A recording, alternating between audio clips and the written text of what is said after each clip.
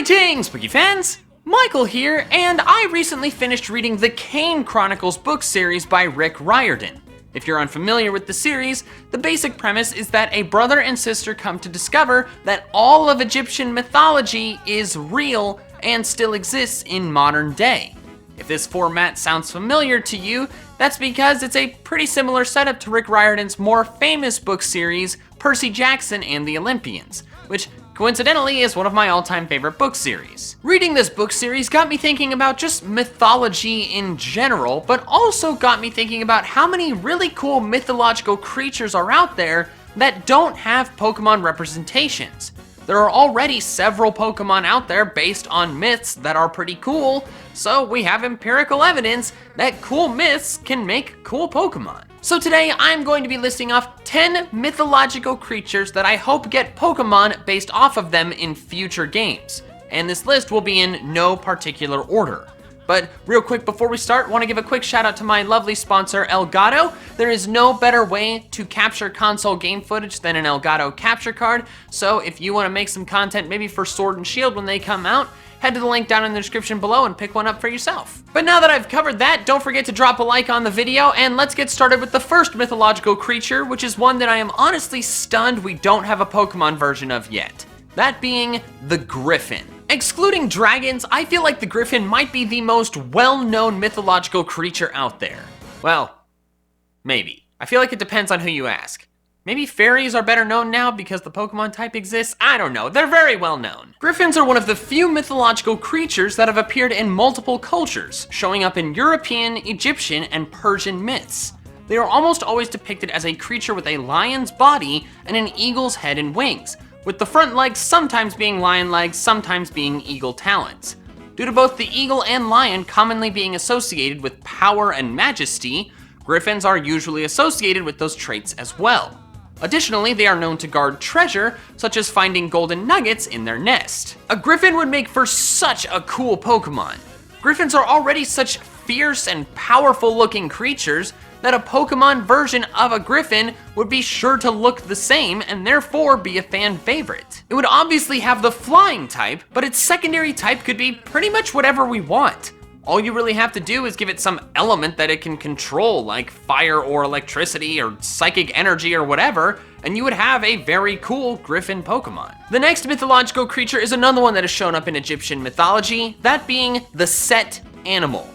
Now I know, that kind of sounds like, hey dude, just set the animal on the table over there. No, that is not what this is. Let me explain. In Egyptian mythology, Set is one of the big name gods. He is the god of chaos, the desert, storms, disorder, evil, and violence. Well, he sounds like a lovely fellow. And while he did some good things, like protecting Ra from the evil chaos serpent Apophis, he also did some not so good things, such as chopping his brother Osiris into pieces in order to usurp the throne of the gods, and then having violent battles with Horus, his nephew, for the throne for a long time after that. Many Egyptian gods and goddesses are depicted as having human bodies with the head of a certain animal. Horus and Ra are often shown with the head of an eagle, Thoth, the god of knowledge, is shown with the head of an ibis, Anubis has the head of a jackal, and many more. Set is no exception, but what his head is, well, we don't really know. The animal, which is referred to as the Set animal because it's only really ever seen when associated with Set, is described as a canine-bodied creature whose head is a composite of an aardvark, a donkey, a jackal, and a fennec fox. It has rectangular ears and a forked tail, and it's widely accepted that this creature never existed, hence it being a mythological creature. I would love to see the Set animal become a Pokemon because it would give us a way to represent Set in the Pokemon world without it being too weirdly human. Because we've seen what happens when a very humanoid mythological creature turns into a Pokemon. I love the idea of a dark type, monstrous, aggressive, and vicious creature that also has desert storm powers. So therefore it would be a dark ground type. I think it would be an extra nice touch if it wielded red sand, since Set is heavily associated with red sand. We interrupt this video to bring you a special news bulletin. I'm sorry, I know I have done this a lot in the last week, but don't worry, this is the last time I'll be doing this for quite some time because The sale of the For Safety Porpoises shirt, both the classic design and the new lifeguard design, is ending tomorrow, if you're watching this video on the day it comes out. These shirts will no longer be available after the end of the day on Wednesday, May 29th, Eastern time. So if you want one of these shirts, you need to pick it up like right now because you're about to lose your chance. If you want to pick one up, you can click the links in the cards, in the description below, or click on the shirts that are displayed below the video. You gotta do this like immediately if you want one, because you won't be able to in less than 48 hours. The next mythological creature is the Nemean Lion. You may recognize this creature as one of the monsters that Hercules/Heracles had to defeat during his 12 labors. It was actually the first of the 12 labors. The Nemean Lion was pretty much just a lion, but with the spicy caveat that its claws could cut through anything, and its fur was made of magic gold or some other type of metal that was gold in color. This metallic enchanted fur protected the Nemean Lion from being cut by any sort of weapon. Because of that, the only way that Hercules was able to defeat it was by squeezing it and strangling it using his super strength. After killing it, the only way he was able to skin it was by cutting the skin with the lion's own claws. Now I know that we already have 2 different lion Pokemon. Well, 2.5, since Luxray isn't technically a lion, but it looks a lot like one. But come on, guys, how many frog or monkey Pokemon do we have? We can have another lion. The Nemean Lion Pokemon would go in the direction of being extremely impervious to damage, having metal fur that protects it, meaning it would obviously be a steel type. It'd be a bright-ass gold color, which would look cool, and as for a possible secondary typing, well, they could go multiple directions. None at all, dark type because it's aggressive, fairy type because it's a mythical creature. There's a bunch of different things they could do. But whatever direction they decide to go, I think it'd be awesome. Next up is another Greek creature. Well, kind of. Is it still considered a creature if it's a machine? Well, I did put it on this list, so I guess yes. That creature being the Colchis Bull. I am not entirely sure I'm pronouncing that correctly. It might be Colchis, but that is decidedly less intimidating because it sounds like cold cheese, so we're just gonna stick with Colchis. In Greek mythology, the Colchis Bulls, or Chalkotoroi, which is way harder to say, so we're sticking with Colchis Bulls, were 2 mechanical bulls created by the god of the forge, blacksmithing, and fire, Hephaestus. They had bronze hooves and bronze mouths from which they could breathe fire. The hero Jason is tasked with yoking the bulls, which basically means harnessing them, and using them to plow a field. He accomplished this by drinking a fireproof potion that made him, well, fireproof. The most famous modern appearance of the Colchis Bulls were in Percy Jackson's The Sea of Monsters, both the book and movie. And these ones are totally robotic and bronze rather than just the hooves and the mouth being bronze. Now I must admit, for all of the live action Percy Jackson movies' flaws, of which there are a lot, the Colchis Bull that showed up in the Sea of Monsters was admittedly pretty dope. I'd like to see a Fire Steel Bull Pokemon that looks a lot like the Percy Jackson version of the Colchis Bull. The only Fire Steel Pokemon we have as of now is the very not pretty Heatran, so it'd be nice to see a much cooler looking Fire Steel Pokemon. Additionally, the ox is one of the Chinese zodiac animals that hasn't had a fire starter associated with it yet.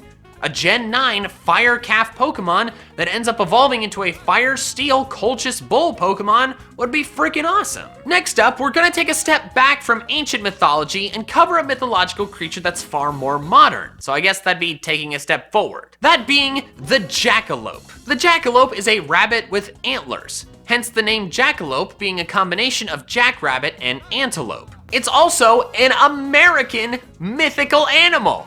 Ha! And you guys say Americans don't have culture? Come on, we've got this horny rabbit. Wait. Tales and depictions of horned rabbits have appeared in various folklore for centuries in various places around the world.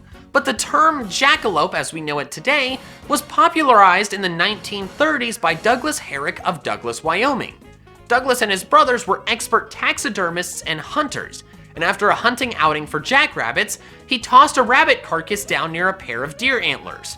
This sparked the idea for him to make a jackalope taxidermy that he could sell. Word spread, and Douglas became mildly famous for their jackalopes. They would issue jackalope hunting licenses, but only to people with an IQ over 50, but below 72.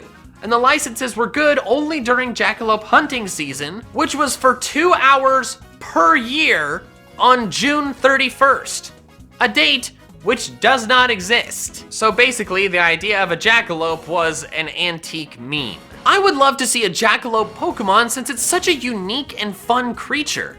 The Pokemon could be just a cartoon version of a jackalope, and it'd still be a unique and interesting Pokemon. Also, have you considered the possibility of Scorbunny's evolution becoming a jackalope? Maybe with horns that glow white hot? That would be pretty sick. Another American mythological creature, American meaning the continents of North and South America, not specifically the USA, that isn't as modern as the jackalope is the Feathered Serpent. Now, if that term doesn't ring a bell for you, you might recognize the name Quetzalcoatl, what the Aztecs called it, or maybe Kukulkan, what the Yucatec Mayans called it. It was also called this by these Mayans, and I am not gonna even attempt to pronounce that. The Feathered Serpent has somewhat different attributes depending on the culture, but it was always a singular deity that was worshipped. In fact, the famous snake pattern on the steps of the pyramid at Chichen Itza, which I have been to, by the way, haha, check this out, hella awkward stage Mikey right there, is actually a depiction of Kukulkan. Not much is known about Kukulkan, but we know that Quetzalcoatl was revered as the deity of wind, the dawn, crafting, and learning. I want a Feathered Serpent Pokemon simply because I am certain it would look awesome. I've always thought snakes were pretty cool, and although we have several snake Pokemon already, giving a new one some really colorful feathers and wings would make one even more impressive. One of my favorite Neopets, yeah, I did say Neopets, bet you weren't expecting to hear about those today, was Hisai. If they made a brightly feathered Pokemon version of Hisai, I would be ecstatic. All right, we're heading back over the Atlantic Ocean for the next mythological creature, again, based in Greece, that being Pegasus. I did discuss this a bit in my most recent video, so check that out if you haven't, but I'll go into more detail here. Can you believe we don't have a Pegasus Pokemon yet? I feel like the Pegasus is in a similar situation to the Griffin. It's an extremely well-known and well-liked mythical creature that seems like an easy thing to make a Pokemon out of. The fact that we don't already have a Pegasus Pokemon when we've got over 800 different Pokemon species is shocking to me, and they need to get their booties on that ASAP. What's interesting about Pegasus though is that most of the time when you hear the term Pegasus, we are talking about just winged horses in general. It's like a species name. However, according to the mythological texts, Pegasus was only one specific winged horse. It was pure white and was actually the child of Poseidon and Medusa? What? Okay, we're gonna try not to think about that and just stick with popular culture and just keep calling all winged horses Pegasus. But anyways, in my latest video, I discussed how I wanted Zebstrika to get a winged evolution, creating a unique zebra Pegasus Pokemon. That's best case scenario for me, but I'd also be pretty stoked to see a winged Rapidash evolution or a brand spanking new Pegasus Pokemon. It's just such a famous, beloved creature that it needs a Pokemon version. The next creature is another one that I discussed in my most recent video, that being the Minotaur. Or as I've been told, it's actually pronounced Minotaur, but Minotaur sounds better, so we're sticking with that. In mythology, the Minotaur was a monster with the body of a human and the head and tail of a bull, and we are not discussing why it exists. It was not a friendly bull though, and it actually ate quite a few people. It lived within Daedalus's labyrinth and was slain by the Athenian hero Theseus, who was able to navigate the labyrinth by retracing his steps with a ball of yarn. Basically, the only reason I want to see a Minotaur Pokemon is because I want a Tauros evolution. I love Tauros, and having Tauros become Minotauros is a very logical and awesome progression. I just hope the design keeps it more like a bipedal Tauros and doesn't give it too humanoid of features. That would be weird. The next creature is one from Scandinavian folklore that I am quite certain you've heard of, that being the Kraken. The Kraken is a giant cephalopod creature with tentacles whose favorite pastime is terrorizing and sinking ships. Many believe that the creature was inspired originally by giant squid sightings. Before we discuss further, no, Tentacruel and Malamar are not Kraken Pokemon. Tentacruel is a jellyfish, and Malamar is an upside down squid. Just because they have tentacles does not mean they are Kraken. The Kraken is an awe-inspiring, horrifying creature because it fits in extremely well with the terrifying vastness and unknown of the open ocean. We really have no idea what's down there, so imagining a Kraken being able to come out of the water at any time is terrifying. But being able to use one for yourself would be even more awesome. Pokemon Uranium created this Kraken Pokemon, which I really like. It's water dark type, which makes sense since it's so aggressive. If we got an official Kraken Pokemon similar to this, that would be super awesome. Because as of right now, we are Kraken lacking. I am far more pleased with myself for that than I should be. And the final creature that I'll be discussing today that I hope we get a Pokemon version of is from Egyptian mythology, and that is the Criosphinx. Specifically, the Criosphinx, not a regular sphinx. A regular sphinx is a lion with the head of a person, and that is disturbing as hell. Do you want a Pokemon version of this? I didn't think so. The Criosphinx is a far more palatable version of the Sphinx because instead of the head of a person, it has the head of a ram. That's pretty badass. It can charge its enemies down and crush them with a strong headbutt, then follow up with a devastating claw swipe.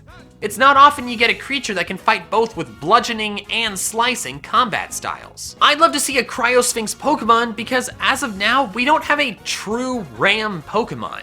We have several that come close, but none that are actually sheep that have the perfectly curved circular horns of a ram. If we got a ram-like Pokemon that had claws instead of hooves, therefore being a Criosphinx Pokemon, that would be so unique and interesting, and I'd really love to see it. Additionally, if they wanted to be cheeky, they could make it an ice type and call it Criosphinx. So there we have it. Those are 10 mythological creatures that I hope we get Pokemon versions of.